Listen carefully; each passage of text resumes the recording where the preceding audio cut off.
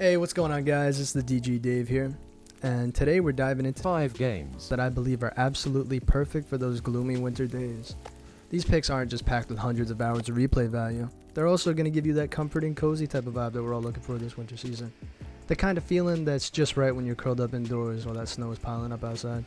Whether you're feeling like you love to live in these in-game worlds, or you're just grateful to be safe and warm in your own home, these games will definitely scratch that itch. So if you're snowed in and you're looking for something to lose yourself in, trust me, these games will keep you invested. All of these games have wild adventures that you can embark on, but the focus of this video is the moments of calm and the places that you find yourself in after completing a quest, or searching for a rare crafting ingredient to make that life-saving item. Your in-game home, if you will. Places that I'd love to smoke a blunt in if I could travel there, and I'm sure y'all know what I'm talking about. But I'm going to be yapping about many aspects of all these games, from the story to gameplay elements, and most importantly, the immaculate vibes. So, I love all of these games a great deal, many of them bringing me much nostalgia, and if you can relate to that nostalgia, then great. But if not, that's totally fine too. These are all great games that in my opinion are also must-plays too if you haven't already. And with that being said, let's get right into it. Grab some snacks, grab a bev, get your aunt, get your uncle, get your sister, get your niece, get your whole damn family, bring them in because DG Dave has posted. Let's go. Starting things off at number 1, we have The Long Dark, a survival game that's as brutal as it is rewarding. Unlike most survival games that throw monsters or zombies at you, The Long Dark takes a much more grounded approach. In this game, the real enemy is the cold, and it's unforgiving. You play as Mackenzie, a middle-aged Canadian pilot who crashed during a mysterious storm. From there, you're left to navigate the harsh wilderness, evading not only biting elements, but also dangerous wildlife, such as bears, wolves, and even territorial mooses. Mooses, I don't know how to say it, but mooses. It feels like everything is stacked against you, but with careful decision-making, rationing, and even some hunting, survival is definitely possible. It's all about being resourceful and keeping your wits about you. After trekking for what feels like miles, stumbling upon a small shack in the distance is a moment of pure relief, especially when you're weighed down by all the supplies you've scavenged along the way. Getting inside and finding a small cooking stove and having a bed to rest in is all you need to feel a sense of comfort and safety. Traveling at night, however, is another story. The dangers are heightened, with more wildlife like wolves roaming the area, and the visibility is reduced as well, making you an easy target. Sometimes, though, you have no choice but to take a risk if you want to survive. The absence of music in The Long Dark is a deliberate design choice meant to deepen the immersion. Without a soundtrack, you're fully tuned into the raw sounds of the world around you. The wind howling, the crunch of snow beneath your boots, the distant howls of wolves is a subtle yet chilling reminder that you're never truly alone in this wilderness. And you better stay alert, especially if you're unarmed. This clever design choice makes the world feel more alive, heightening the tension and turning every sound into a potential threat. In all honesty, The Long Dark is a fantastic game, but it's not a game for everyone. It has a slower, more deliberate pace, and unlike other survival games, you won't be building any structures or crafting elaborate homes. Instead, the focus is on roaming the map in search of better equipment, tools, and supplies to aid in your survival. On the surface, it might seem simple, but in reality, the game is incredibly nuanced. The developers prioritize realism in ways that other games often overlook. For example, something as basic as starting a fire is much more involved here, and a lot more involved than other survival titles as well. These design choices contribute to a slower pace, but also add a level of challenge and depth that you won't find in many other games. It's all about the survival. Every small action has weight. Everything has weight except for these bullets I shoot at this moose. Holy shit. Are you kidding me? I'm not done with you, bro.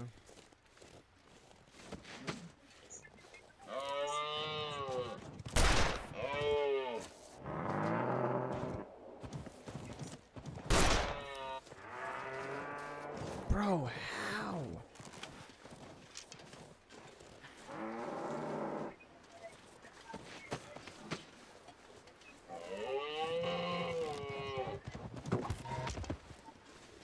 Oh! Yo! No way. Oh, that's awesome. 38 8 kilograms of meat. Oh my god. And coming in here at number 2, we have Valheim.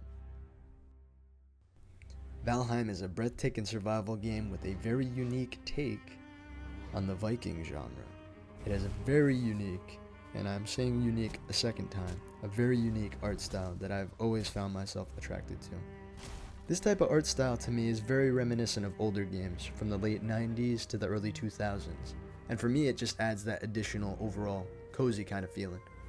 This game is just brimming with atmosphere and vibes that are hard to find in many games. Valheim places you in the middle of a massive world that's just begging to be explored, but your progression is also tied to your exploration. This incentivizes you to see everything Valheim has to offer. You're not confined to a standard map. Valheim grants you the freedom to explore almost anything. This game features an overwhelming amount of content with endless things to discover and accomplish. From dangerous dungeons to mighty bosses and biomes, each offering unique atmospheres and gameplay mechanics. Every environment introduces new foes, materials, and crafting opportunities, ranging from upgraded weapons to aesthetically different items like doors for your home. And do not even get me started with the base building, because I've seen some really wild creations from others that are way more talented than me, and it makes me sad. But listen, you guys are great out there. Either way, Valheim allows you to be very creative with your base design and really make a home that you can call your own. Although it does have a bit of a Viking style, which I honestly prefer. I would love to live in one of them Viking houses. They look super comfy.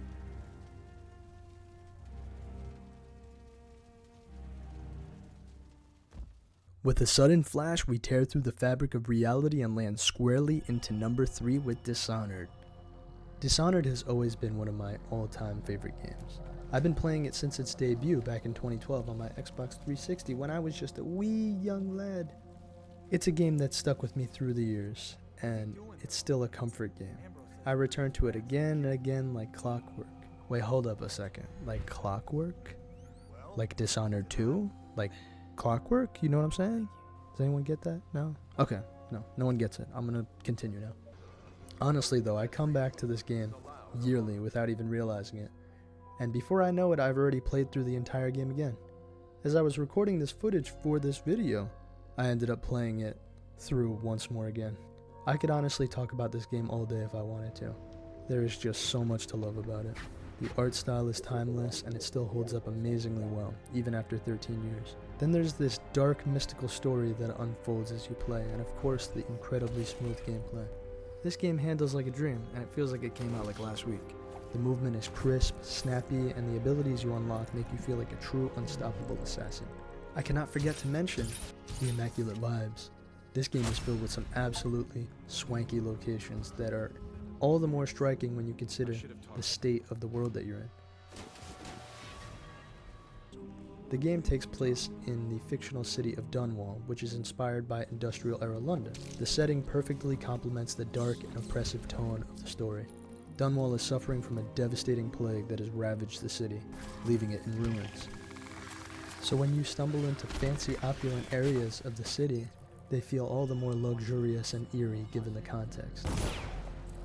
Without giving too much away, the game's story is something you learn within the first 10 minutes of gameplay. I won't spoil it here though, even though it has been out for 13 years, because Dishonored is a game that I believe you have to experience for yourself. It's not just about the plot, it's about fully immersing yourself in the world that Arcane has created here. Talking about it and showing gameplay simply just does not do it enough justice. The best way to experience Dishonored is to dive deep into its environment and world. If it's not already obvious, I absolutely love this game. If I could play it again for the first time, that would be a dream.